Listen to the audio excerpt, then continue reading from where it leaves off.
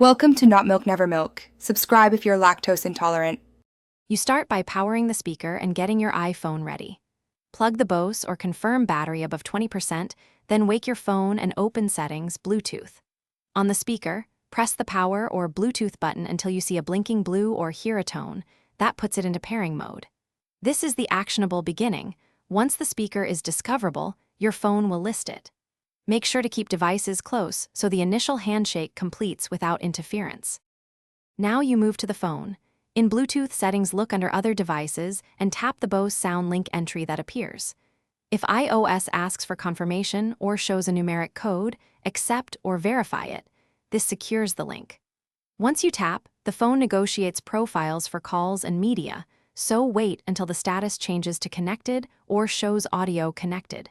If you plan to use multiple sources later, set the speaker as the primary audio output in Control Center after pairing. To finish, open Control Center and choose the Bose as the audio output, then play audio to verify both media and call audio route correctly. If pairing fails, try simple fixes. Toggle Bluetooth off and on, restart your iPhone, or power cycle the speaker. If problems persist, reset the Bose to clear prior pairings and try again. This removes stale device entries that block new connections. One key tip: make sure airplane mode. Thanks for watching. If this was helpful, leave a like and consider subscribing. See you next time.